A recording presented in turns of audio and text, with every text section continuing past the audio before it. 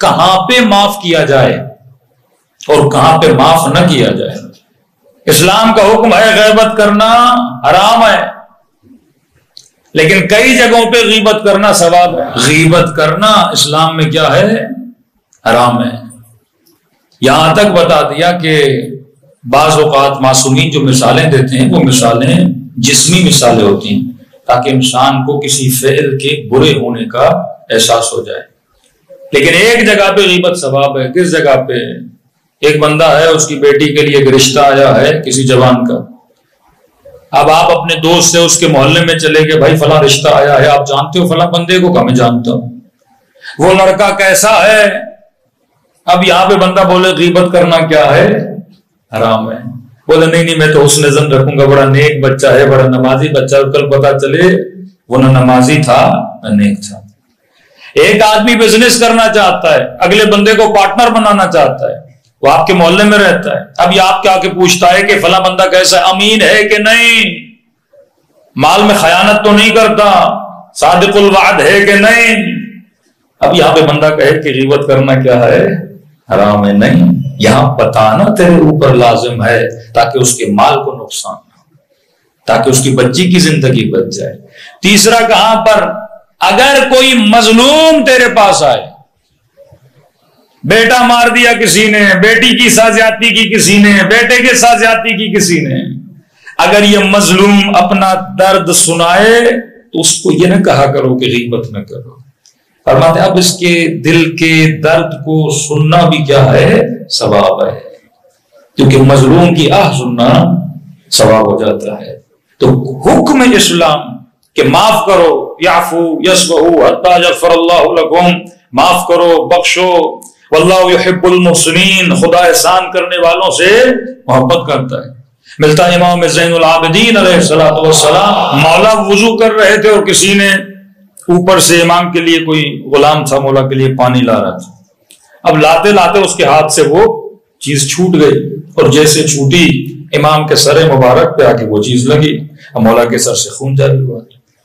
اب غلام کوئی غلطی کر لے تو انسان کو غصہ تو آتا ہے، سر پہ خون جاری ہو گیا. اب غلام بھی کیونکہ مکتب علی کا تھا، اسے پتا تھا کہ اہل بیت سے کلام کیسے کرنا، اس نے فوراً کہا والکاظمین الغیظ، خدا ان سے بڑا پیار کرتا ہے جو اپنے غصے کو پینے والے ہوتے ہیں. امام نے کہا میں نے تیری غلطی کو کیا کیا؟ معاف کیا. پھر کہا آفین، خدا معاف کرنے والوں کو، بخش کرنے والوں کو بہت پسند کرتا ہے. امام نے فرمایا کہ میں نے تجھے آزاد بھی کر دیا. یہ سیرت اہل بیت ہے کہ اگر تیرے اندر بخشش کا حوصلہ نہیں ہے، کسی کو معاف کرنے کا حوصلہ نہیں ہے، تو اہل بیت کا چاہنے والا کیسا ہو سکتا ہے؟ اگر کوئی تیری ذات سے بے احترامی کرے، کاشف الغطاء کے واقعات میں نے کل آپ کو بتایا، چہرے پہ لعاب دہن پھینکا لیکن قبلہ نے معاف کر دیا کیونکہ ذات کی بے احترامی تھی. لیکن معصوم فرماتے ہیں 3 لوگوں کو معاف نہ کیا کرو. بخشش ہے پر 3 لوگوں کے لیے بخشش نہیں ہے، اور یہ 3 برائیاں معاشرے میں بہت زیادہ پائی جاتی ہیں. مولا کون سے؟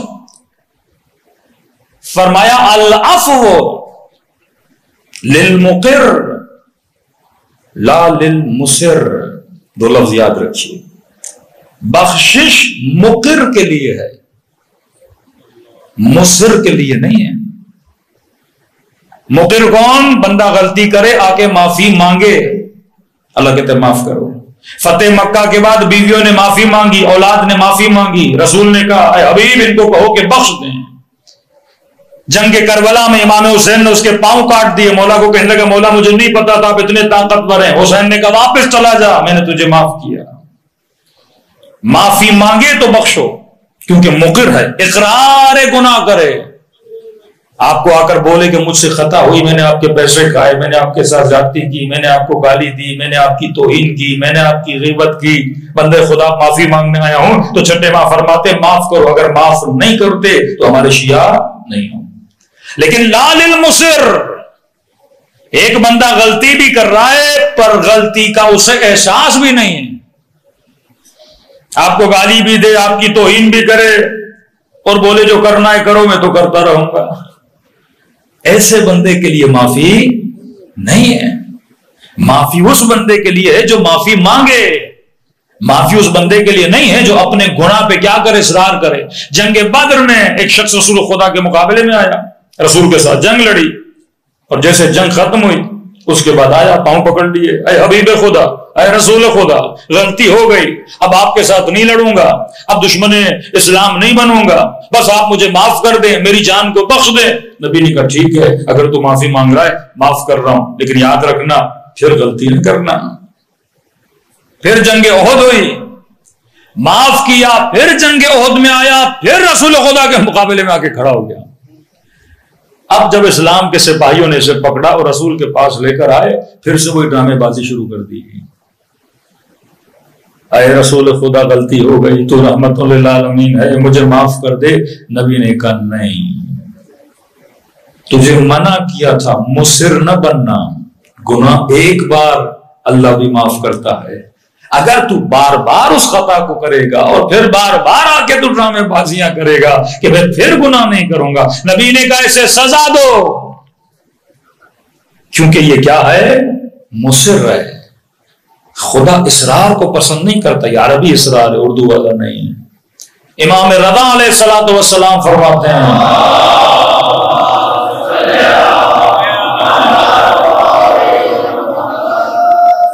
اگر کوئی بندہ اللہ کی دربار میں آئے اور توبہ کرے، لیکن اس کے دماغ میں یہ ہو ابھی تو توبہ کر رہا ہوں، کل جا کے پھر خطا کروں گا، اصرار بر گناہ، مصر ہو، فرماتے ہیں یہ اللہ کی دربار میں رو نہیں رہا، یہ گویا رب کا مذاق اڑا رہا ہے،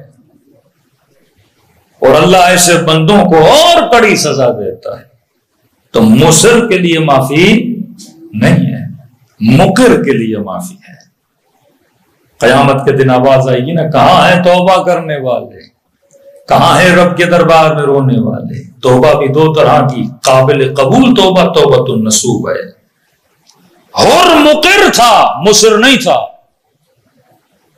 اگر گناہ کا احساس ہوا، آ کر حسین کے سامنے اعلان خطا کرو، پھر دیکھو اہل بیت تجھے کیسے معاف کرتے ہیں۔ دوسری چیز، پہلا گناہ، مصر کو کبھی فرماتے ہیں معاف نہ کیا کرو جو اپنے گناہوں کے اقرار نہیں کرتا، بار بار گناہ پہ گناہ کرتا ہے۔ دوسرا کون سا بندہ؟ فرمایا جو حدود خدا کو پامال کرے، اس کے لیے معافی نہیں ہے۔ نجاشی علی ابن ابی طالب کے پیچھے نماز پڑھتا تھا، مسجد میں علی کے ساتھ، خطبوں میں علی کے ساتھ، مجلس میں علی کے ساتھ۔ ایک دن رات کو گزر رہا تھا گلی سے، اور اس کے چند دوست تھے، انہوں نے کہا چلو، اس نے کہا نہیں، تم لوگوں کے کام اعمال اچھے نہیں ہیں، میں تمہارے ساتھ نہیں چلوں گا۔ کہا نہیں 10 منٹ میں کیا ہوتا ہے، یہاں پر بھی جوان احتیاط کرے، اگر تمہارا کوئی دوست نشئی ہے، بدکار ہے، گنہگار ہے، وہ تمہیں لے جائے اپنی محفل میں اور تم بولو گے تو بڑا متقی ہوں، اس کی محفل میں بیٹھ کے میرے اوپر کون سا اثر ہونے والا، یہی وسوسہ شیطان ہے۔ وہ کم سے شروع کرتا ہے پر کم پہ کبھی راضی نہیں ہوتا۔ عباسیوں کا بادشاہ کہتے ہیں مرغی اس کے سامنے کاٹتے تھے، برداشت نہیں کرتا تھا، لیکن ایک وقت وہ آیا کہ جب تک کسی علی کے شیعہ کا گلا کاٹا نہیں جاتا تھا تب تک یہ کھانا کھاتا نہیں تھا۔ وہ کم سے شروع کرتا ہے پر زیادہ تک تجھے لے کر جاتا ہے۔ اس نے یہی غلطی کی، دوستوں نے کہا چلو، اس کے دوست شرابی تھے، کہا میں تو نیک ہوں، میں شراب کے محفل میں جا کے میں تو نہیں پیوں گا۔ نہیں، اثر ہوتا ہے۔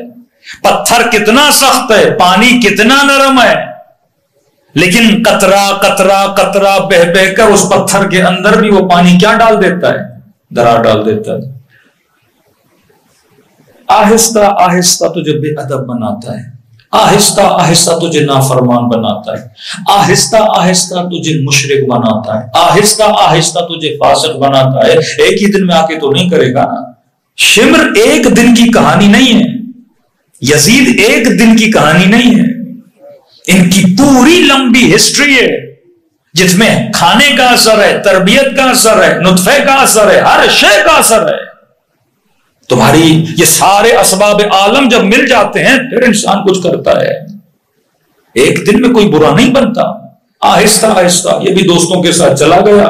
جانے کے بعد شراب کی محفل تھی, بیٹھا بیٹھا کا تھوڑا پی لے, تھوڑے سے کیا ہوتا ہے, تھوڑے سے کیا ہوتا ہے, پیتا گیا مست ہو گیا. ان کے گھر سے نکلا, شہر کی گلیوں میں آیا اور غلط غلط باتیں کرنے لگا. لوگوں نے پکڑا, علی بن ابی طالب کی خدمت میں لے کر آئے کہ یا علی, اس نے شراب پی ہے. اور جب علی کے سامنے آیا, مولا معاف کریے غلطی ہو گئی, دوستوں کے اندر چلا گیا تھا. مولا علی کے جتنے اطرافی تھے انہوں نے کہا بھی علی معاف کر دیں, اپنا ہے, غلطی کی ہے, اپنا ہے, معافی مانگ رہا ہے. امام فرماتے ہیں نہیں, حدود الہی کو جو پامال کرتا ہے علی کی دربار میں اس کے لیے معافی نہیں ہے. آج میں نے اسے معاف کیا تو لوگ کیا بولیں گے, علی اپنوں کو معاف کر رہے ہیں اور ہمیں تازیاں مار رہے ہیں. کہ یہ عدل علی کے خلاف ہے, جو اللہ کی حدود کو کروس کرے. غیرت معصومین غیور ہیں. غیرت صرف ناموسی غیرت نہیں ہوتی کہ بندہ بیوی پہ بہن پہ غیرت کرے, پر دینی غیرت نہ ہو. دینی غیرت, ملی غیرت, عقیدتی غیرت, یہ ساری غیرتیں جب ملتی ہیں تو انسان کا ایمان کامل ہوتا ہے. حدود الہی کو امام نے جاری کیا, اسے کوڑے لگائے گئے. اور یہ وہ شیعہ تھا کہ علی کے کوڑے لگنے کے بعد جیسے اگلا دن ہوا تو اس نے کہا کہ علی نے میری بے عزتی کر دی اتنے لوگوں میں, کیا ہوتا علی مجھے معاف کر دیتے. اور علی کی عدالت کو برداشت نہ کر کے سیدھا کہاں چلا گیا, امیر شام کے پاس چلا گیا. دوسری طرف ایک محب کا واقعہ سنیے. حبشی غلام ہے, چوری کی اس نے, علی کے پاس لایا گیا. اب گواہ کوئی نہیں. امیر المومنین نے کہا غلام کیا تم نے چوری کی ہے؟ اس نے کہا جی مولا. امام نے کہا دیکھ اقرار کرے گا تو سزا دینی پڑے گی. عاشق علی ہے. کہا مولا کوئی بات نہیں, سزا بھی تو آپ کے ہاتھوں سے ملے گی, مجھے وہ بھی قبول ہے. چوری کی ہے, 3 مرتبہ اقرار کیا, جی میرے مولا چوری کی ہے. امام نے کہا انگلیاں آگے لاؤ, اور علی نے اپنی تلوار سے اس کی انگلیوں کو کاٹ دیا. انگلیاں ہاتھ میں لے کے بازار کی طرف روانہ ہو گیا. ایک منافق نے جب یہ منظر دیکھا, اس نے کہا بہترین وقت ہے علی کے محب کو چڑھانے کا. جیسے بیچارہ بازار میں جا رہا تھا, کہ تو علی کے بڑے قصیدے پڑھتا تھا, تو علی کی بڑی تعریفیں کرتا تھا, ایک ایسا تیرا مولا ہے جس کی تو مدح کرتا ہے, قصیدے پڑھتا ہے, اسی علی نے تیری انگلیاں کاٹ لی. اس نے جیسے دیکھا کہ یہ اس بات پہ مجھے بار بار تنگ کر رہا ہے کہ علی نے تیری انگلیاں کاٹی, علی نے تیری انگلیاں کاٹی, تو علی کے قصیدے پڑھتا تھا, یہ چاہتا تھا کہ میں اسے اتنا ورغلاؤں کہ یہ علی کے خلاف بات کرنے لگے. لیکن جتنا اس نے اسے غصہ دلایا, یہ بڑے بازار میں کھڑا ہوا اور علی ابن ابی طالب کے فضائل پڑھنا اس نے شروع کر دیے. کہا میرا امام وہ ہے, اس کی عدالت کا معیار یہ ہے کہ وہ جب عدالت نافذ کرنے پر آتا ہے تو یہ نہیں دیکھتا یہ اپنا ہے یا غیر ہے. جب اس نے فضائل پڑھے, اب یہاں اس کی دال نہیں گلی, یہ دوڑا پھر علی کے پاس گیا. مولا مسجد میں بھی بیٹھے تھے. کہ یا علی عجیب بندہ ہے, تو نے انگلیاں کاٹی ہے اور تیری تعریفیں کیے جا رہا ہے. امام نے کہا کیا, میرے قصیدے پڑھ رہا ہے؟ کہا یا علی تیرے قصیدے پڑھ رہا ہے. حبیب ابن مظاہر کو بی بی زینب نے کہا بھیا حبیب, ہور کو بی بی زینب نے کہا کہ بھیا ہور. حبیب بازار میں جا رہے ہیں, نگاہ مسلم ابن اسجا پہ پڑی. مسلم کہاں جا رہے ہو؟ کہا حبیب بوڑھا ہو گیا ہوں, رنگ لینے جا رہا ہوں تاکہ داڑھی کو لگاؤں, تھوڑا جوان لگوں.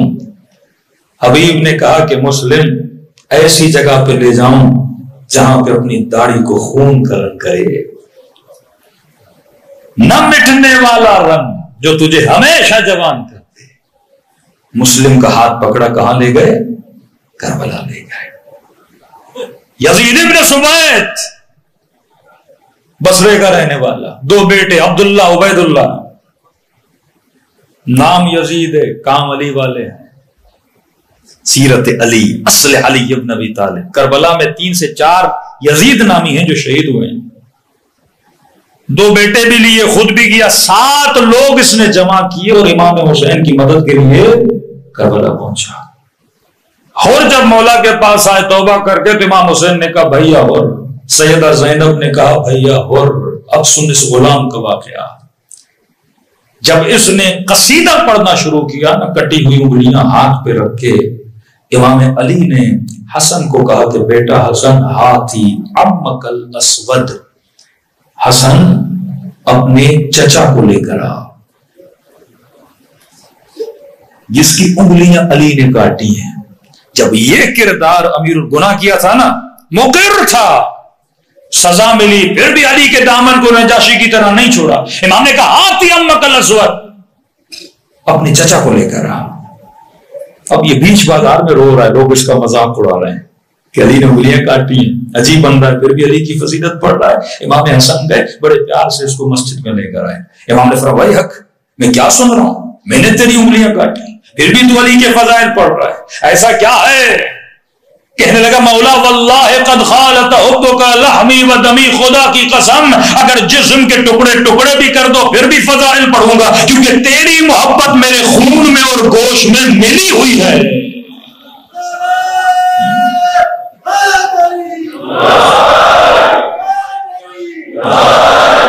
مولا یہ تو نہیں کہ آپ مجھے سزا دے میں دامن علی کو چھوڑ دوں۔ اس وقت علی نے اس کے چہرے کو بوسہ دے کر کہا کہ ایسے ہوتے ہیں علی کے شیعہ، کا انگلیاں ذرا آگے توڑا، آگے لعاب دھرم سے ہاتھ انگلیوں پہ پھیرا، ہاتھ پھر ویسا ہی تھا جیسے پہلے اس کا موجود تھا۔ اسی طرح ترمیم کریں گے اہل بیت میدان برزخ میں اپنے جانے والوں کی۔ خطائیں ہیں، غلطیاں ہیں، یا سزا کا ازالہ دنیا میں کر یا عالم برزخ میں سزا کا ازالہ ہوگا۔ تو پہلی چیز اسے کبھی معاف نہ کرنا جو مصر ہو، دوسری چیز اسے کبھی معاف نہ کرنا جو حدود پروردگار عالم کو کیا کرے، پامال کرے۔ صلوات پڑھے محمد و آل محمد۔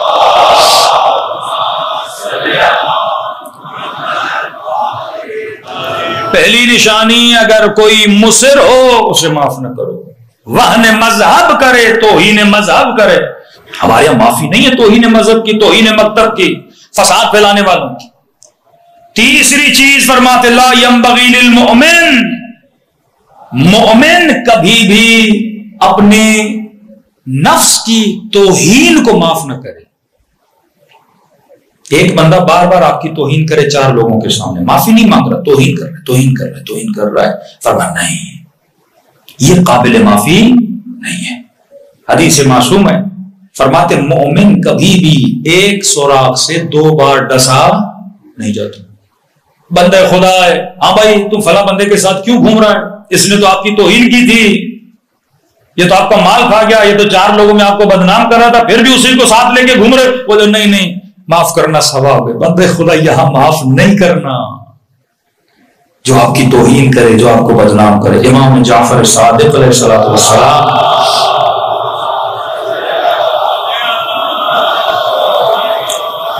مولا کا ایک صحابی اس کو وقت کا حاکم لے گیا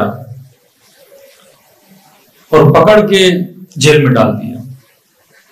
امام نے اسے خط لکھا، یہ میرا نیک ترین صحابی ہے، چھٹے امام، اسے چھوڑ دے۔ اس نے کہا نہیں چھوڑتا، اور اس نے چھٹے امام کی توہین کی۔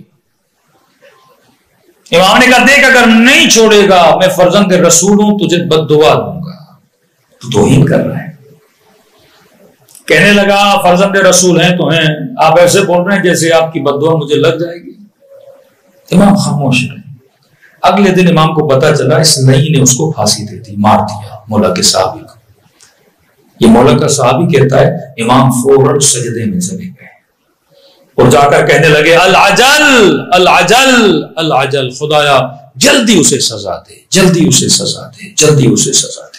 کہ ابھی امام نے 3-4 بار العجل بولا تھا ہی نہیں، وہ جس گھر میں بدبخت رہتا تھا اس کے گھر سے رونے کی آوازیں بلند ہو گئی۔ دوڑے دوڑے گئے، کیا ہوا کا پتہ نہیں، اچانک اس کی سانس گھٹی اور گلا دبا اور وہیں پہ اس نے جان دی اور مر گیا۔ اہل بیت بھی توہین کو اس طرح برداشت نہیں کرتے تھے۔ حکم دے رہے ہیں اے شیعہ عباس عباس کیوں بنے؟ اصولوں کی وجہ سے عباس عباس۔ 12 کہہ رہا ہوں کربلا چلے جاؤ، 2 تجھے سونے کے گنبد نظر آتے ہیں، ایک امام کا روزہ ہے، ایک غیر امام کا روزہ ہے۔ لیکن دیکھنے سے ایسے لگتا ہے دونوں اماموں کے روزے ہیں۔ کبھی سوچا کہ اتنی فضیلت خدا نے غازی عباس کو کیوں دی؟ جعفر بھی تو حسین کے بھائی تھے، اتنا مقام غازی عباس کو کیوں ملا؟ وہی بات ادب کی وجہ سے، احترام کی وجہ سے۔